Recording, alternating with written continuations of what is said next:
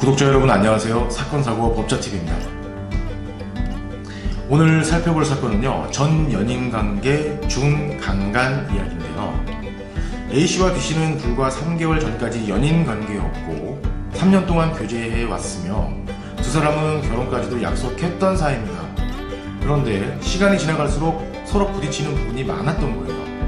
결국은 성격 차이를 이유로 두 사람은 헤어지게 됩니다. 그런데 몇 개월이 지나던 어느 날 B씨는 A씨에게 보고 싶다며 우는 목소리로 전화를 걸어왔고 A씨는 그런 B씨가 왠지 마음이 쓰였던 겁니다. 결국 두 사람은 술자리를 하게 되고요. 이런저런 이야기들을 나누면서 오랜만에 포근함도 느껴봅니다.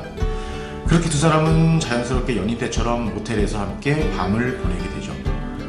그렇게 며칠이 지나고 난 뒤 A씨에게 한 통의 전화가 걸려오는데요.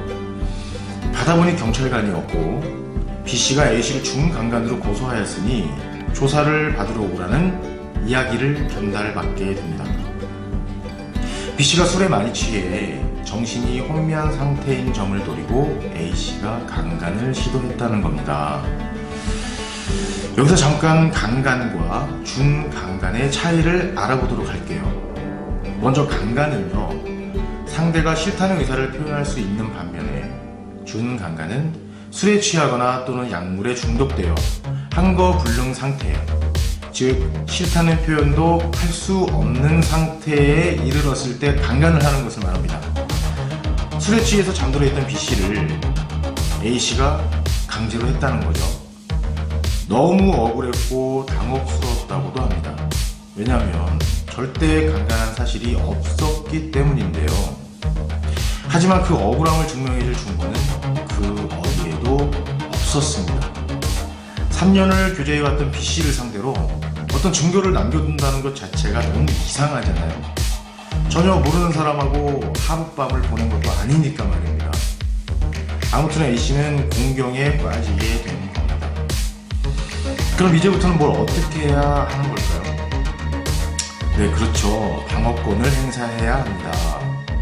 A씨는 곧바로 성범죄 전담 변호사를 선임했고 법률팀은 B씨가 A씨에게 강간을 당한 것이 아니라는 것을 증명해줄 증거를 수집하기에 이릅니다. 힘든 여정이었지만 A씨는 결국 혐의를 벗었고요. 억울함도 풀게 되었습니다. 보통 이런 경우엔 참 해명하기 난감할 텐데도 말이죠. 유력한 증거를 찾아냈기 때문입니다. 그런데 B씨는 왜 그랬을까요?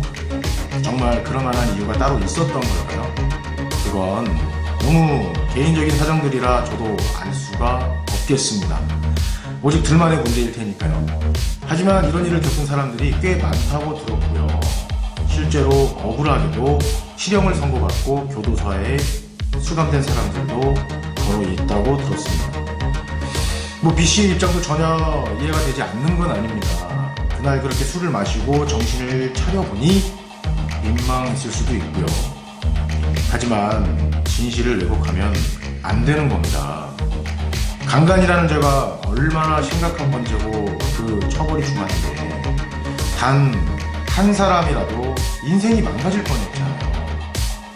혹시라도 증거를 찾지 못했으면 어쩔 뻔했습니까? 그리고 나서 나중에 미안하다고 해봐야, 잘못했다고 해봐야 이미 엎질러진 물을 다시 주워 담을 수는 없는 것이기 때문입니다.